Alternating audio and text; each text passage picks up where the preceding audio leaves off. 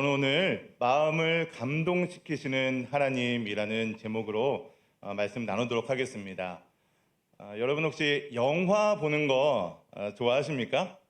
네, 좋아하실 것 같아요. 저도 개인적으로 영화 보는 것을 굉장히 좋아하는데 요즘에는 코로나 때문에 이제 극장에 가서 영화 보는 것이 참 많이 두렵기도 하고 걱정도 되는 것 같아요.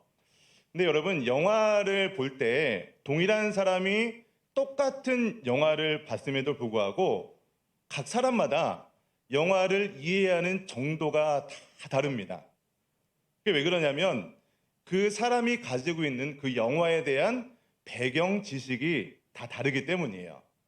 그래서 그 영화가 이렇게 만들어진 시대적인 배경도 알고, 그리고 그 영화가 뭐 요즘에는 1탄, 2탄 뭐 시리즈로 막 나오잖아요. 그래서 그 전에 있었던 내용이 어떤 내용인들이 그 스토리들을 알아야 그 영화를 잘 이해할 수 있게 됩니다. 여러분, 성경을 이해하시는 것도 마찬가지예요. 성경을 이해하실 때도 그 성경이 기록된 그 시대적인 배경을 알고, 그리고 그 성경을 쓴 저자가 어떠한 의도로 어떠한 주제를 가지고 이 성경을 쓰여졌는지 알고 있으면 그 성경을 그만큼 더 풍성하게 이해할 수 있게 됩니다. 특별히 오늘 제가 말씀을 증거하고 있는 이 에스라서는요, 우리가 그렇게 익숙하게 보는 그 성경이 아니지 않습니까? 그러다 보니까 이 에스라서를 잘 이해하기 위해서는요, 이런 배경적인 이야기들, 그리고 시대적인 상황들에 대해서 잘 아실 필요가 있습니다.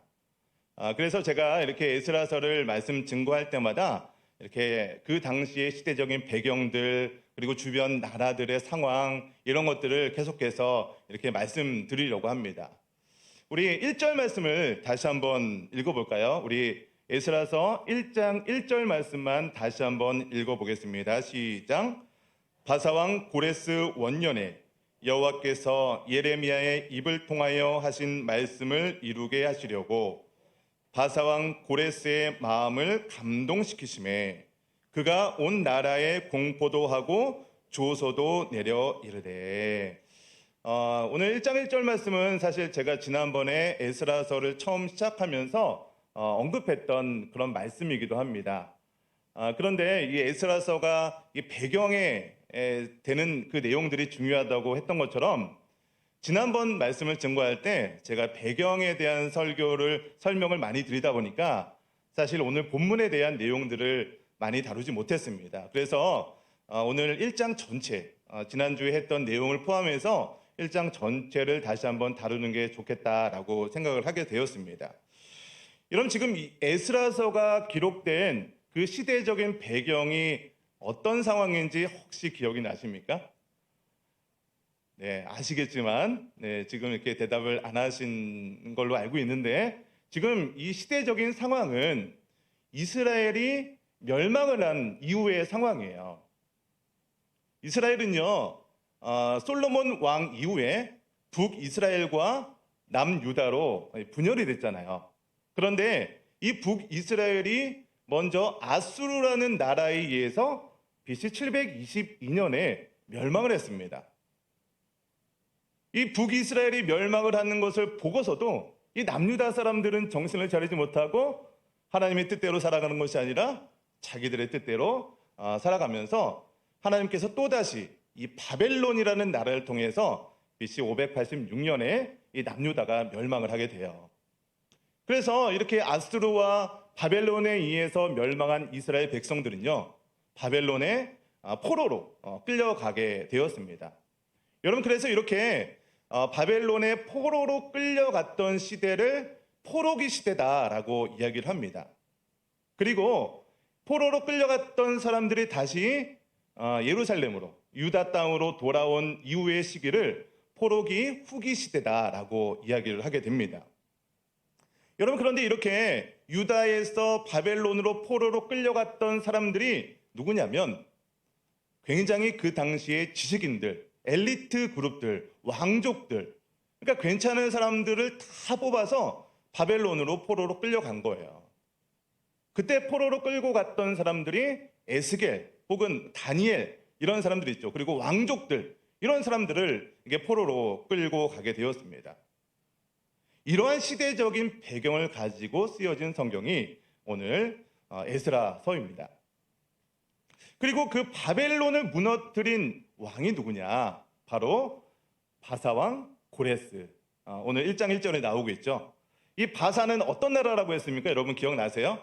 바사가 곧 페로 시작하는 페르시아라는 나라가 성경에는 바사라고 기록을 하고 있습니다. 지도를 하나 보여드릴 텐데요. 우리 바사, 페르시아의 영토를 제가 좀 이렇게 지도로 표현을 해봤습니다. 오른쪽 끝에 쪽이 어디냐면 인더스강이라고 되어 있는데 인도 부분까지 점령을 했어요. 그리고 왼쪽 서쪽을 통해서는요, 아테네라고 되어 있는데 이제 터키를 지나서 거의 이제 그리스 아테네 앞쪽까지 점령을 하게 됩니다. 그리고 남쪽으로는요, 이집트 지역까지 점령했던 나라가 이 페르시아 제국입니다. 그리고 이 페르시아 제국의 초대 왕의 이름이 누구냐면 바로 고레스라는 왕이었습니다. 여러분, 이 고레스는요, 이 넓은 영토를 다스리기 위해서 했던 정책이요, 지금까지 바벨론에서 했던 정책과는 다른 정책을 썼습니다. 이 바벨론은 어떤 정책을 썼어요? 나라를 점령하면 그 나라의 사람들을 어떻게 했습니까? 포로로 잡아오는 정책을 썼어요.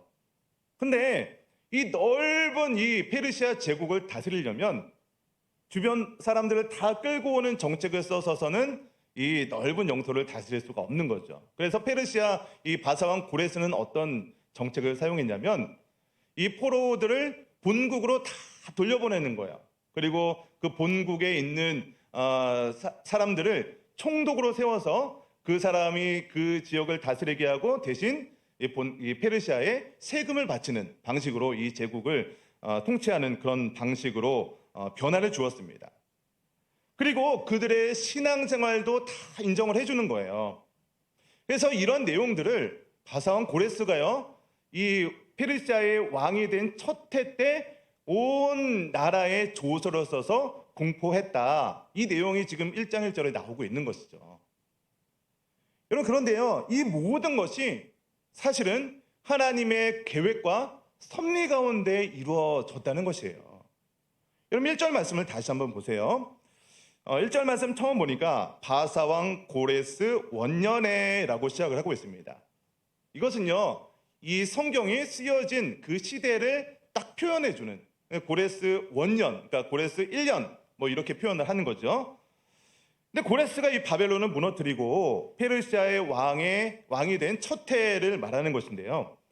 여러분, 우리나라도 대통령이 당선이 되고 나면 뭐 합니까? 연설을 하잖아요. 내가 앞으로 이 나라를 다스릴 때 이러이런 방식으로 나라를 다스리겠습니다.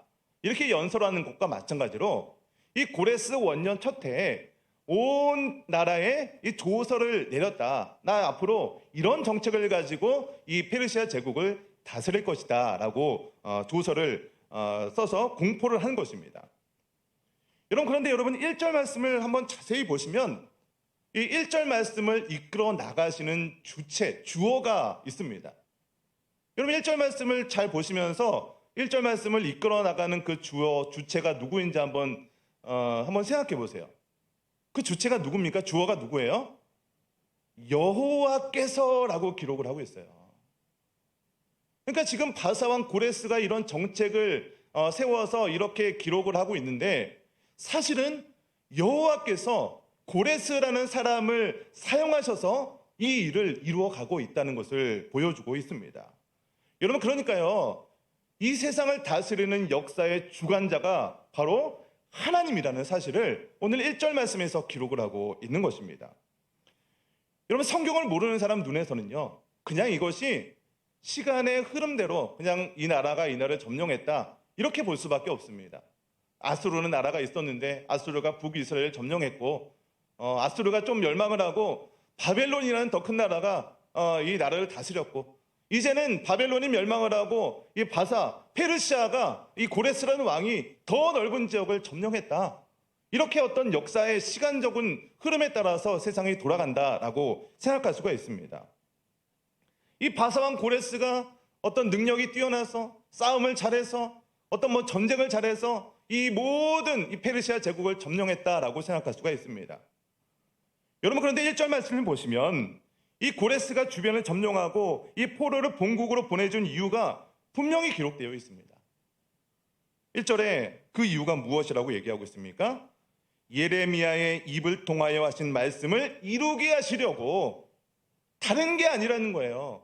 하나님께서 70년 전에 이스라엘 백성을 향한 그 약속을 이루기 위해서 고레스라는 그 왕을 사용하셨다는 거예요. 여러분, 예레미야의 입을 통해서 약속했은 그 말씀이 무엇입니까? 예레미야서 29장 10절 말씀, 이 말씀을 보시면요, 이렇게 기록이 되어 있습니다. 자막을 보시면서요, 한번 같이 읽겠습니다. 시작. 여호와께서 이와 같이 말씀하시니라. 바벨론에서 70년이 차면 내가 너희를 돌보고 나의 선한 말을 너희에게 성취하여 너희를 이곳으로 돌아오게 하리라.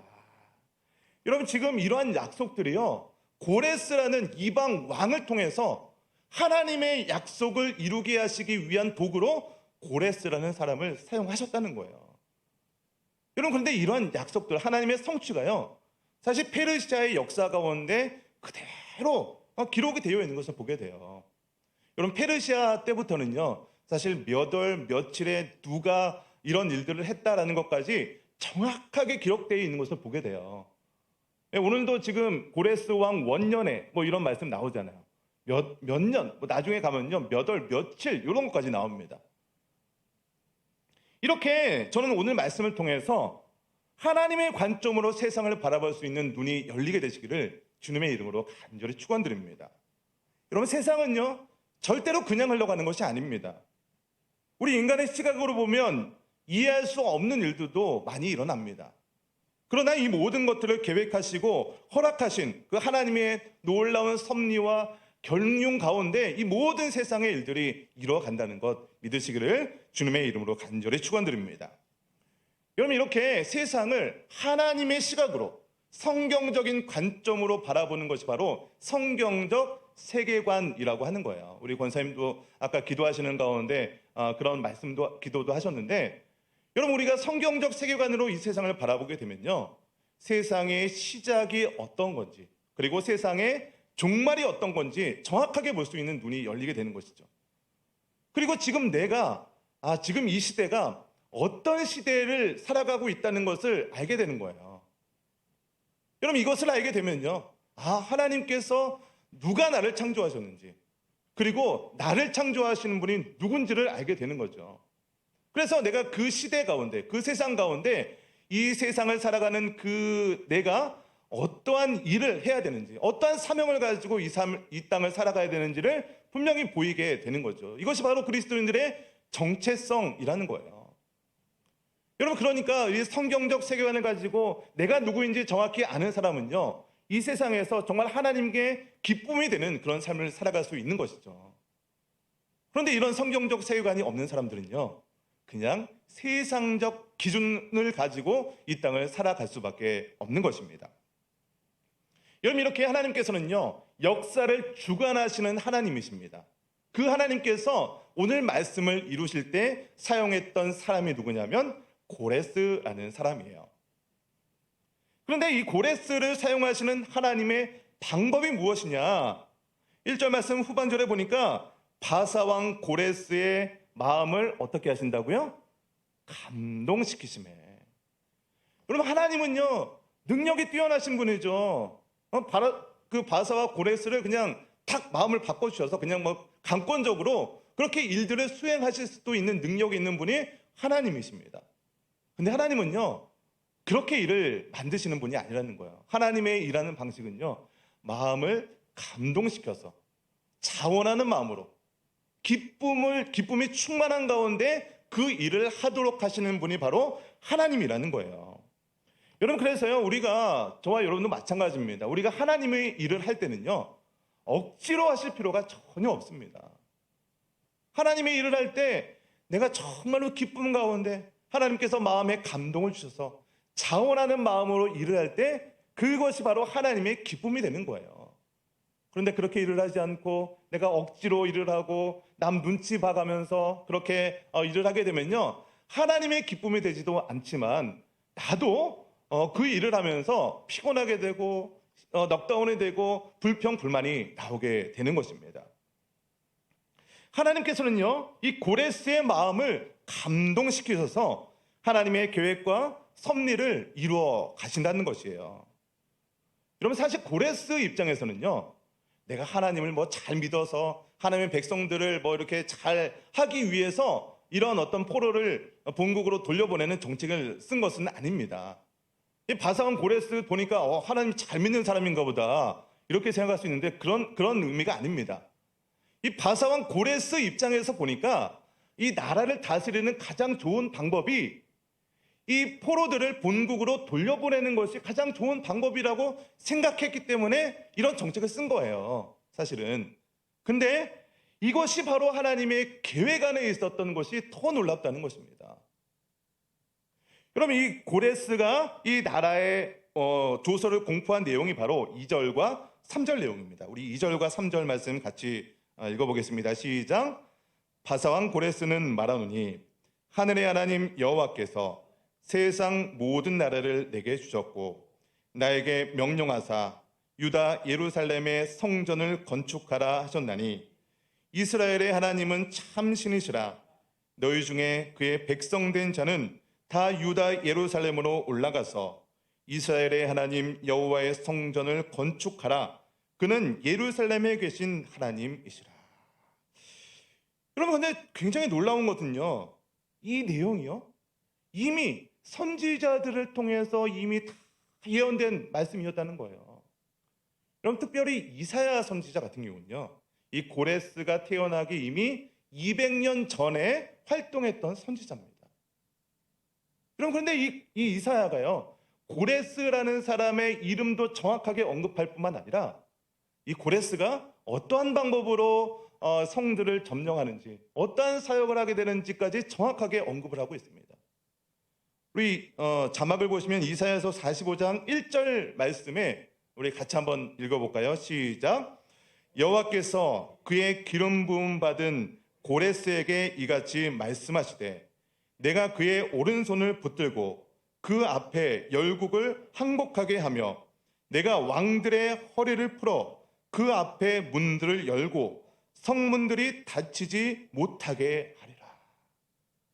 그럼 지금 고레스를 통해서 기름 부은 자라고 이야기를 하고 있어요. 기름 부은 자가 뭐예요? 메시아잖아요, 메시아. 예. 이제 구원받을 그 메시아, 이스라엘을 구원할 자로서 고레스의 이름을 언급하고 있는데 이게 이미 고레스가 태어난 이후에 쓴 글이 아니라는 거예요. 이미 고레스가 태어나기 200년 전에 활동했던 이사야 선지자의 말이라는 겁니다. 근데 고레스라는 이름까지 언급한 것도 참 놀라운데 말씀을 보시다 보면 내가 그의 오른손을 붙들고 그 앞에 열국을 항복하게 하겠다. 그리고 왕들의 허리를 풀어 그 앞에 문들을 열고 성문들이 닫히지 못하게 하리라. 여러분, 바벨론 성에 대해서 제가 지난주에 이렇게 그림 보여드린 거 기억하십니까? 이 바벨론 성은요, 이 유프라데스 강이 이 주변을 감싸고 있어서 그냥 이렇게 성문을 들어가는 것이 결코 쉬운 일이 아닙니다. 그런데 이 바벨론 성이 멸망됐을 때 그 안에서 이 사람들이 이미 성문을 열고 이 고레스를 기다렸다는 거예요. 이 모든 내용들이 이미 200년 전에 이사야 선지자를 통해서 다 예언되어 있었다는 거예요. 그리고 4절 말씀도 보니까 이사야서 45장 4절 말씀도 우리 같이 좀 자막을 보시면서 읽어보도록 하겠습니다. 자막이 있죠. 같이 읽겠습니다. 시작. 내가 나의 종 야곱, 내가 택한 자 이스라엘을 위하여 내 이름을 불러 너는 나를 알지 못하였을지라도 내게 칭호를 주어노라. 여러분, 지금 하나님께서 지금 이 고레스한테 하고 있는 말인데요, 너는 나를 알지 못할지라도 내가 너한테 칭호를 줬다라고 이야기를 하고 있어요. 그러니까 고레스가요, 하나님에 대해서 알지 못한 가능성이 많습니다. 그럼에도 불구하고 하나님께서 고레스를 선택하셔서 하나님의 놀라운 일들을 계획하시고 이루게 하시는 도구로 이 고레스를 사용했다는 것이죠. 그러면 아마도 고레스는요, 이렇게 200년 전에 이사야 선지자를 통해서 자신의 이름과 내가 어떻게 이 모든 왕국을 다스리게 될지 이런 것들이 기록되어 있다는 것을 누군가로부터 들었을 가능성이 굉장히 높습니다. 이 고레스 왕 입장에서 이 하나님이라는 어떤 이스라엘의 신이 이렇게 나를 이렇게 세워줬다고 하니까 그 방법대로 하고자 하는 그런 욕망, 마음의 감동이 일어나지 않았겠습니까? 여러분, 그런데요, 이 고레스가 이렇게 활동했던 내용들이 우리 역대하 마지막 장에도 기록되어 있고 오늘 에스라서 1장 2절 3절에도 기록되어 있지만 이 내용이 그냥 성경에만 기록된 것으로 끝난 것이 아닙니다.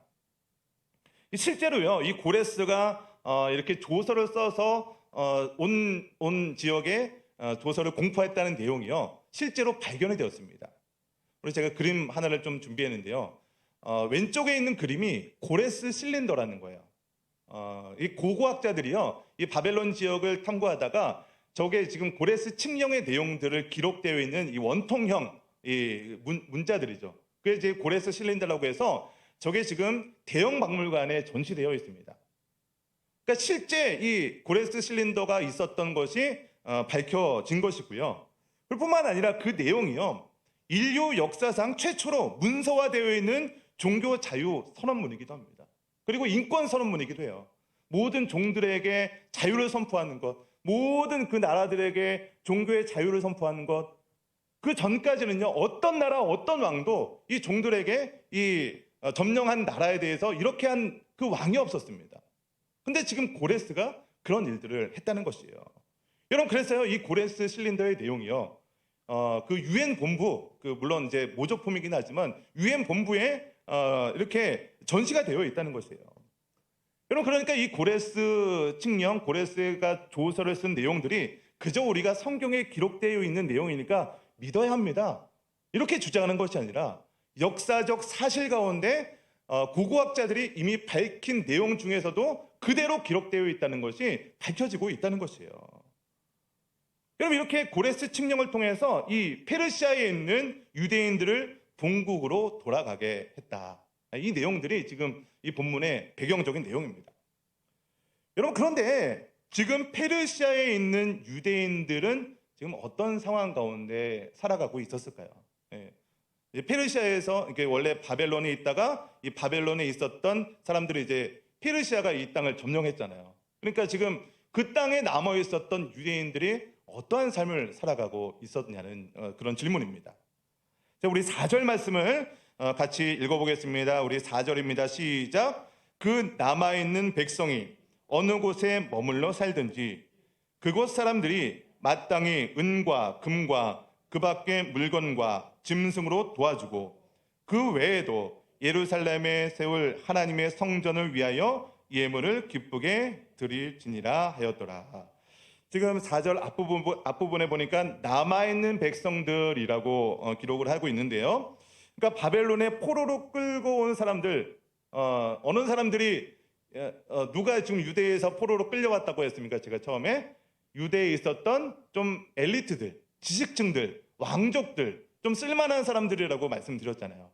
그러니까 지금 여기에서도 남아있는 사람들이 어떤 사람들이냐면 그래도 유력자들, 지식층들, 엘리트들이 지금 여기에 남아있는 사람들이라는 것이에요. 물론 포로로 끌려와서 처음에는요, 굉장히 좀 어려운 삶을 살았을 가능성이 높습니다. 근데 이 바벨론에서 70년이라는 시간이 흘러간 거예요. 이런 시간을 살아가면서 그곳에 정착해 가면서 어느 정도 경제적으로 안정된 삶을 이룰 수 있다는 것이에요. 여러분, 유대인들이 이런 바벨론에서 여유 있는 삶을 살았다는 증거들이 굉장히 이렇게 좀 발견되고 있습니다. 사진을 하나 또 보여드렸는데요. 이게 무라슈 문서라는 건데요. 이게 고고학적으로 계속 이런 증거들이 발견되고 있어요. 이게 뭐냐면요, 1893년에 바벨론의 도시였던 니푸르라는 지역이 있습니다. 그 지역에서 이 무라슈 가문이 기록되어 있었던 그런 문서들이 이제 발견된 건데요. 이 무라슈 가문이 어떤 일을 했던 가문이냐면 이 당시에 뭐 일종의 노동 협동 조합 같은 것을 운영했던 가문이에요. 그래서 이 가문이요, 대주주들을 대신해서 이 소작농들을 고용하고 임대료를 주고 뭐 세금을 걷어들이는 뭐 그런 일들을 했던 거예요. 그러니까 굉장히 경제적으로 활발한 그런 일들을 했던 가문이 이 무라슈 가문입니다. 근데 그들이 기록한 문서를 보니까 약 2,500명 정도의 이름들이 언급되어 있는데 그 이름 중에 한 약 84개가 유대인들의 이름이었다는 거예요. 그러니까 무슨 말씀이냐면 당시 유대인들이요, 이러한 어떤 상거래를 하고 토지를 매매할 정도로 자유로운 경제 활동을 했다는 일종의 증거를 될 수 있다는 것이에요. 그리고 상당수는요, 굉장히 부유한 삶을 살았다는 것입니다. 여러분, 그래서 유대인들은요, 어떤 농업, 상업, 그리고 은행업에 종사를 했다는 증거들이 있고요. 그 당시에 이제 그 지역에 200명의 관료들의 명단이 기록되어 있는데 그 중에서 11명이 유대인들이 그 명단에 들어있다는 거예요. 여러분 한번 생각해 보세요. 굉장히 약소수 국가의 포로로 끌려간 사람들인데 그 넓은 이 페르시아 제국의 관료 200명 중에 11명이 들어갔다는 거죠. 놀라운 일 아닙니까? 우리나라가 만약에 미국의 그 상원 의원에 대한민국 사람이 11명이 당선이 됐다. 이거 굉장히 놀라운 일이잖아요. 그러니까 이런 정도로 당시 유대인들이요, 처음에는 힘든 삶을 살았다가도 시간이 지나면서 점점 그 페르시아 지역에서 뭐 쉽게 말하면 잘 먹고 잘 살고 있었던 사람들이 유대인들이었다. 물론 모든 사람이 그랬다는 건 아니지만요. 자, 이러한 상황에서 바사왕 고레스가 그 땅에 살고 있는 유대인들에게 조서를 내린 거예요. 자, 이제 너희들은 이제 본국으로 돌아가도 좋습니다. 가서 너희 신을 위해서 성전을 지어줘 줬습니다. 이렇게 허락한 거예요.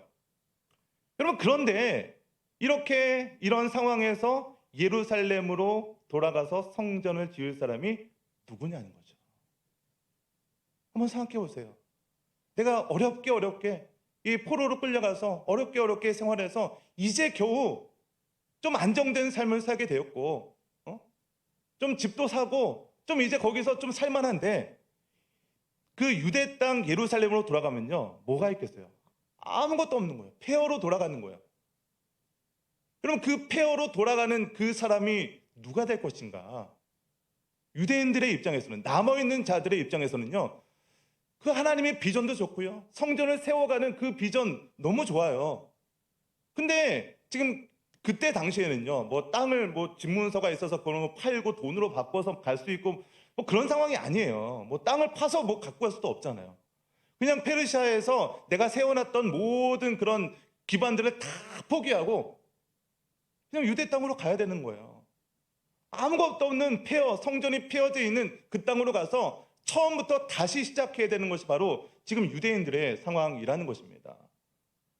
그럼 만약에 여러분들이 그 당시의 유대인들이라면 어떤 선택을 하시겠습니까? 내가 이제 좀 살만해요. 어렵게 고생했는데 이제 좀 살만하고 아파트 한 칸 마련했고 이제 좀 차도 좀 이렇게 굴릴 만한 여력이 됐는데 이제 갑자기 뭐 예를 들어서 우리 교회에 있다가 저기 지방에 어디 개척교회 가서 섬기라고 한다면 선뜻 이렇게 나갈 사람이 얼마나 되겠냐, 이런 질문을 하고 있는 것입니다. 여러분, 우리가 어떤 뭐 단기 선교를 갈 때도 이런 상황이 발생할 수 있어요. 단기 선교를 직접 가는 사람이 필요하기도 하고요. 또 단기 선교를 내가 직접 가지는 못하지만 뭐 하는 사람이 있어요? 물질로 후원하고 기도로 후원하고 이런 사람도 필요하지 않습니까? 여러분, 지금 하나님께서는요, 이스라엘 백성들, 지금 페르시아에 남아있는 유대인들에게 고레스를 통해서 성전을 건축할 수 있는 모든 기반들을 허락해 주셨어요. 그래서 다 가도 좋다라는 모든 조서까지 허락을 받았습니다. 근데 누가 그 땅으로 가서 헌신하며 봉사할 것인가? 이것이 문제가 있을 때 하나님께서 했던 방식이 무엇이냐면, 우리 5절 말씀을 한번 읽어볼까요? 우리 5절입니다. 시작. 이에 유다와 베냐민 족장들과 제사장들과 레위 사람들과 그 마음이 하나님께 감동을 받고 올라가서 예루살렘의 여호와의 성전을 건축하고자 하는 자가 다 일어나니. 여러분, 하나님의 사역은요, 억지로 하지 않는다니까요. 아까 고레스를 사용하시는 방법도 어떻게 했습니까? 고레스의 마음을 감동시키셨어. 오늘 이 말씀에서도요, 그 마음에 하나님의 감동을 받은 사람들이, 모든 사람들이 이 유대 땅으로 돌아간 것이 아니에요. 여러분, 이 장에 가면요, 이 유대 땅으로 돌아간 사람들의 명단과 그 숫자들이 기록되어 있습니다. 근데 약 많이 잡아야 10% 정도밖에 되지 않아요. 남은 사람들은요, 그 땅에서 남아서 여러 가지 물질과 여러 가지 후원으로 그 성전을 짓기 위해서 돌아가는 사람들을 위해서 함께 협력했다는 것이에요. 여러분, 그 성전을 건축하기 위해서 돌아가는 사람들이 귀합니까? 남아있는 사람들이 귀합니까? 둘 다 귀하다는 거예요. 네? 둘 다 귀하다는 거죠. 하나님께서는요, 그 남아있는 사람들도 이렇게 귀하게 생각하신다는 거예요. 여러분, 근데 제가 2장에 족보 얘기했잖아요. 여러분, 에스라서가요, 총 10장으로 되어 있거든요. 1장부터 10장이 에스라서 전부입니다.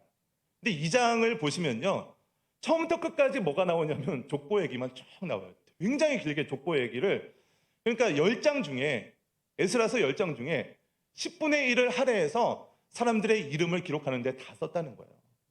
그럼 우리는 족보 나오면 어떻게 생각합니까? 이렇게 또 족보 기록해서 우리한테 힘들게 할까? 이렇게 생각하겠지만 하나님의 입장에서는 아니라는 거예요. 하나님의 입장에서는. 그럼 만약에 여러분이 그 모든 그 페르시아의 그런 기반들을 다 포기하고 유대 땅으로 돌아가서 이 성전을 짓기 위해 헌신한 사람이라고 한번 생각해 보세요. 하나님께서 나의 이름 한자 한자 불러가면서 내 이름을 불러주실 때 마음에 감동이 있지 않겠습니까? 내 아버지의 이름, 내 자녀의 이름들이 그 성경에 한자 한자 기록되어 있을 때 얼마나 기쁨이 충만하겠습니까? 하나님께서는요, 우리는 이 족보의 이름들이 아무렇지도 않게 그냥 기록되어 있는 것처럼 보이겠지만 그들의 입장에서는요, 이 족보의 이름들이 너무나도 소중하다는 거예요. 뿐만 아니라 하나님께서는요, 그 헌신했던 그 사람들의 한 명 한 명의 이름을 너무나도 소중하게 생각하고 계시다는 것입니다. 여러분, 이렇게 하나님께서요, 사람을 세우실 때는요, 절대로 억지로 이렇게 세우시는 것이 아닙니다. 마음에 감동을 주셔서 자원하는 마음으로, 기쁨으로 하나님의 일을 감당하게 하신다는 것입니다. 여러분, 그러면 남아있는 자들이 무슨 일을 합니까? 우리 6절 말씀을 같이 읽어보겠습니다. 시작. 그 사면 사람들이 은그릇과 금과 물품들과 짐승과 보물로 돕고 그 외에도 예물을 기쁘게 드렸더라. 나는 직접 예루살렘 유다 땅으로 돌아가지 못하지만 이 떠나는 사람들을 위해서 열심히 기쁨으로 예물을 드린다는 것입니다. 여러분, 그러니까 내가 직접 가는 것도 중요하지만 내가 기쁨으로 내가 할 수 있는 일들을 감당할 때 이 모든 것들이 협력해서 선을 이루어 가시는 것이죠. 여러분, 이렇게 기쁨으로 하나님의 일을 감당했을 때 어떠한 일이 일어납니까? 하나님께서는요, 그 일을 이루시기 위해서 돕는 자를 붙여주십니다. 여러분, 우리 8절 말씀도 읽어볼까요? 우리 8절입니다. 시작. 바사왕 고레스가 창고지기 미드르닷에게 명령하여 그 그릇들을 꺼내어 세워서 유다 총독 세스바살에게 넘겨주니. 여러분, 지금 이 그릇들은요, 예루살렘의 성전에 있었던 성전 그릇들입니다. 근데 그것을 이 바벨론 왕들이 가져왔던 그런 성전 그릇들이죠. 이것을 지금 바사왕 고레스가 총독이었던 세스바살에게 넘겨주었습니다. 여러분, 여기서 예루살렘으로 돌아가는 사람들에게 이 성전 그릇들을 다 챙겨서 떠나게 하는 것은요, 굉장히 중요한 의미가 담겨 있습니다. 여러분, 지금 이스라엘은요, 성전이 무너지고 법궤가 없어진 그런 상황이에요. 그래서 지금은요, 성전 그릇들이라는 것은요, 하나님의 임재를 상징하는 그런 의미가 있습니다. 그래서 그 그릇들이 이제 예루살렘으로 돌아가게 되었다는 것이에요. 근데 지금 누가 그 예루살렘으로 돌아가고 있냐면 5절 말씀을 보니까 유다와 베냐민 족상들과 제사장들과 레위 사람들이 이렇게 돌아갔는데 그 사람들에게 지금 이 성전 그릇들을 쥐어서 보냈다는 것이죠. 여러분, 이 사람들이 예루살렘에 돌아갔다는 것은요, 그동안 바벨론 포로로 있는 기간 동안 중단되었던 예배가 회복되었다는 것을 의미하는 거예요. 여러분, 모든 일들이 이렇게 하나님께서 억지로 하는 것이 아니라 하나님께서 마음에 감동을 주셔서 하는데, 남은 자는 남은 자대로 물질과 기도로 헌신을 하고, 떠나는 자는 하나님이 약속을 붙들고 자원하는 마음으로 하나님의 성전을 건축하면서 예배를 회복하자는 마음을 가지고 이렇게 헌신하는 것입니다. 여러분, 저는 오늘 이 말씀을 묵상하면서 어떻게 보면 한국교회에 주시는 메시지가 분명히 있다고 생각을 합니다. 여러분, 지금 코로나 상황으로 인해서 1년이 넘도록 이렇게 예배가 온전히 회복되지 못하고 주일학교도 활동하지 못하는 한국교회들이 얼마나 많은지 모릅니다. 여러분, 그동안 정부에서도요, 이 코로나 어떤 방역의 문제로 예배를 드리는 것을 제한하고 비대면 예배를 드려야 된다, 성도들이 한 명도 오지 못하게 되고 인도자만 이 설교 강단에서 영상으로만 보내게 되는 그런 예배들도 우리 교회도 드리지 않았었습니까? 여러분, 이렇게 정부에서 교회에 예배를 드리지 못한 정책들이 많이 있었습니다. 근데 이제 어떻게 됐습니까? 7월부터 새로운 거리두기 단계가 개편이 되었어요. 뿐만 아니라 백신 인센티브라고 해서 백신 맞은 사람들은 1차라도 맞으면 그 인원에서 제해주겠다. 어떻게 보면 그 전까지는 정부에서 이 교회를 핍박하고 예배드리지 못하게 했던 것 같은데, 지금은 그 정책대로 하면은 이 정부가 이렇게 교회에 예배드릴 수 있는 환경을 이렇게 허락해 줬네, 이렇게 생각할 수 있습니다. 여러분, 마치 고레스 왕에게 이 온 나라의 조서를 내림으로 통해서 이스라엘 백성들을 유다로 돌아가게 하고, 또한 성전을 재건할 수 있도록 지원해 주는 것처럼, 이 대한민국 이 정부가 이 거리두기 개편안을 보면, 이제 정부가 이 교회를 위해서 뭔가 좀 좋은 정책을 내세우는 것처럼 보일 수도 있습니다. 여러분, 그러나 이 정부가 교회를 위해서 이런 정책을 내세운 것은 아니죠. 이 어떤 경제적인 문제와 여러 가지 코로나 상황들을 봤을 때 이제는 좀 풀어줘야 된다, 이 사회적 거리두기 단계를 좀 이렇게 풀어주고, 백신에 대한 어떤 두려움과 걱정거리가 있으니까 백신을 잘 맞을 수 있도록 인센티브 제도를 마련한 거예요. 근데 결과적으로 보니까 그것이 교회의 예배를 회복하는 도구로 이 정책들을 사용하셨다는 거예요. 여러분, 그러니까 우리는 이 모든 것들을 생각하지 못했지만 하나님께서는 분명히 그 모든 정책과 이끌어 가시는 세상을 이끌어 나가시는 분은 바로 하나님이라는 거죠. 여러분, 그런데요, 이스라엘 백성들이 지금 포로로 끌고 가다가 이제 성전을 회복하기 위해서 누가 갈 것인가, 이 유다 땅으로 누가 갈 것인가 라고 고민하고 이렇게 좀 그런 일이 있었던 것처럼, 우리도요, 이제 정책적으로는요, 고레스가 돌아갈 수 있는 모든 정책을 내세웠던 것처럼 이제 성전에서 마음 놓고, 여러분, 정책대로 하면요, 지금 예배드리는 모든 성도님들 다 와도 이 본당에 다 들어올 수 있는 그런 상황들이 됩니다.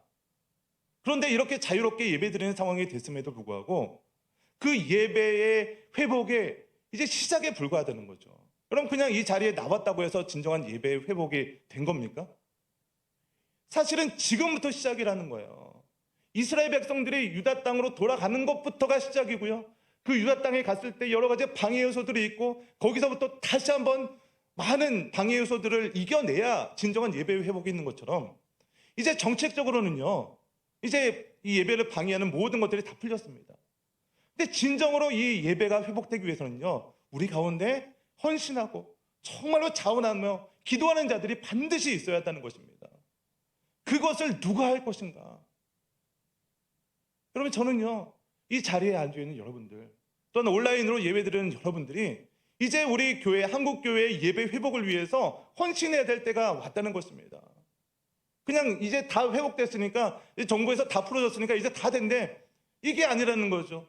그동안 1년 넘게 막혀 있었던 그 예배를 회복하기 위해서 정말로 눈물로 기도해야 되고요, 정말로 우리가 똘똘 뭉쳐서 정말 영적으로 하나님 앞에서 회복되는 그런 예배가 회복되기 위해서 정말로 수많은 노력들을 해야 한다는 것입니다. 여러분, 이 시간 함께 말씀을 생각하면서 기도했으면 좋겠습니다. 여러분, 우리의 마음 가운데, 우리 한국교회 가운데 그동안 너무나도 무너져 있었던 예배의 모습들이 있지 않습니까?